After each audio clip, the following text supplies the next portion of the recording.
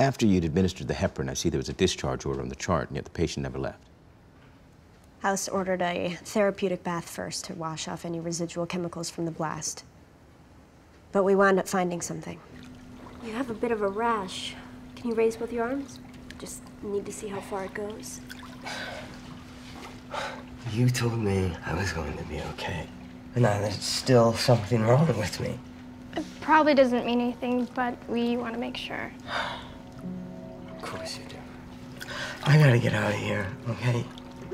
Please, just relax. Please, let me get out of here. It'll just take a minute. We just need to get a good look at the rash. The rash? That was nothing, just some irritation from lying in bed all day.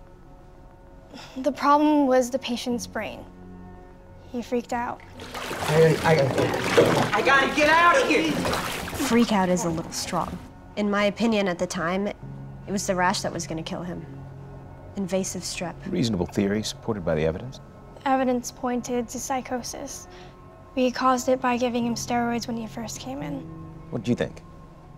I thought Park and Adams were both right, but that their conclusions were both wrong. The neurosymptoms and the rash were both signs of an underlying disease. Together with the lung, it added up to Wegener's.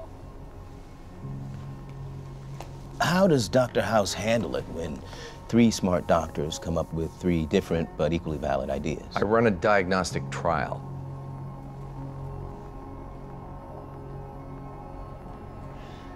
Start the patient on high-dose steroids. Multiple birds, single stone.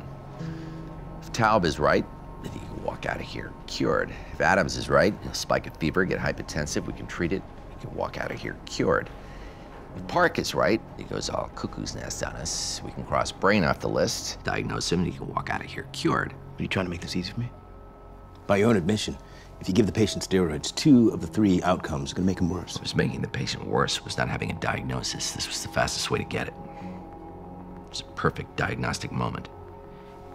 In light of what happened, you still think it was the perfect diagnostic moment? Yes. My theory accounted for all the medical outcomes. It did not account for the disobedience of my own team.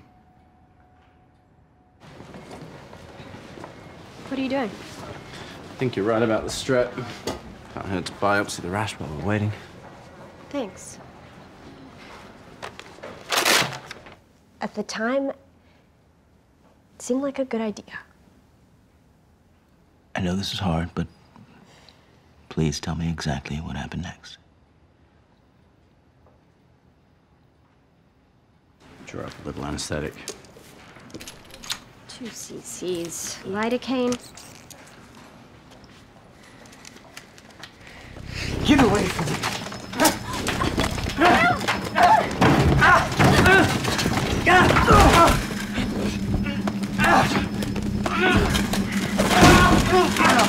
Calm down.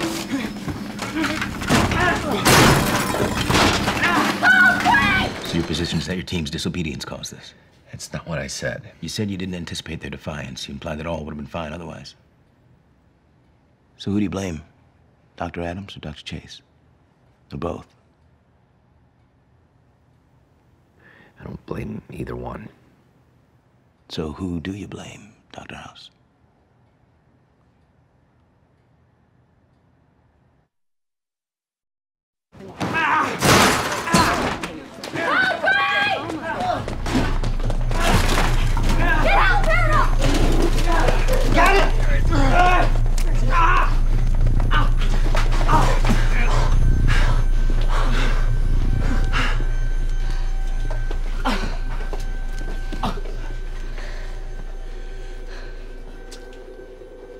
Oh my God, Chase.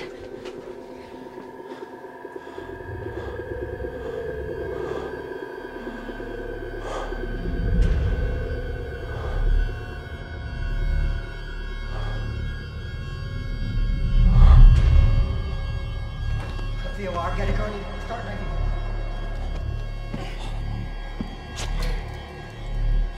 Come on. We're just gonna be here. Got it. Which artery? It's his heart.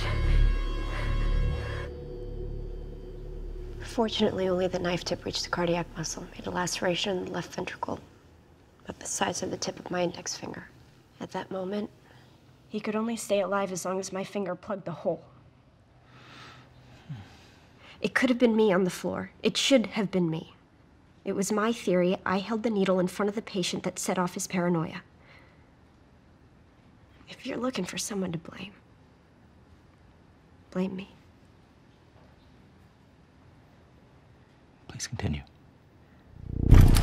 Getting some active B. Coming through! Good carotid pulse. Regular? No. Got a PVC. Gotta move it, people! My diagnostic test worked. It proved the patient had a steroid-induced psychosis. And that's what you took away from the The situation. brain was not a symptom of an underlying Your disease. colleague was stabbed. Are you telling me you didn't care?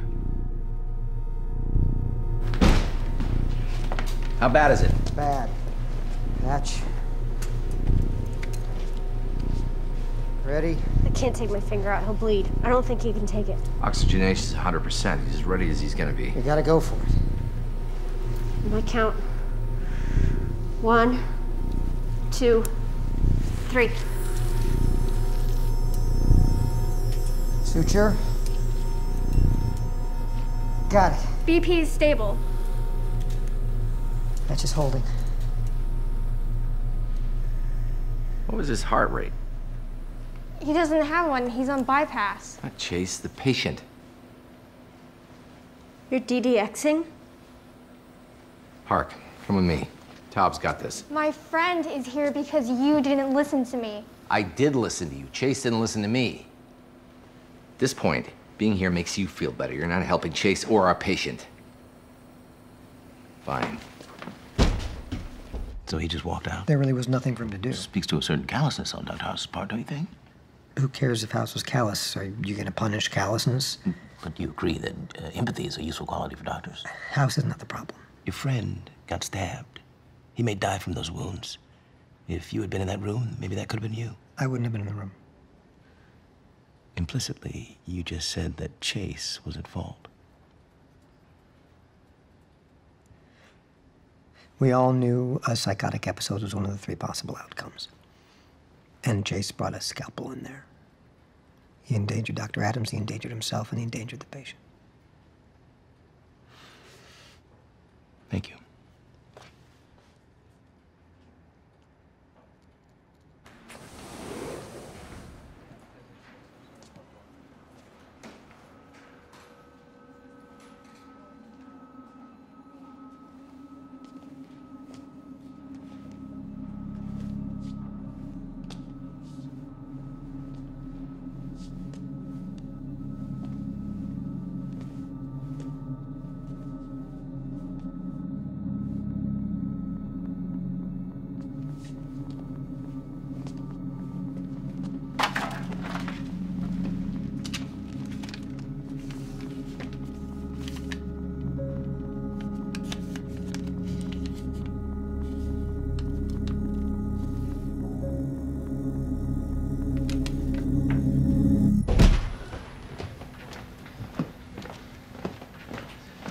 Lungs, rash, now excessive RR variability.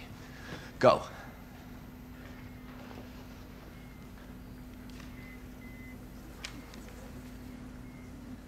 It's a hospital. There are lots of doctors who could take care of him.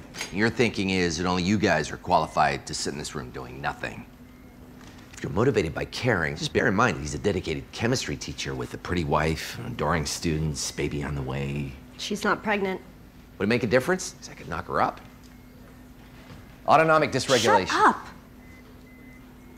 You guys keep it down.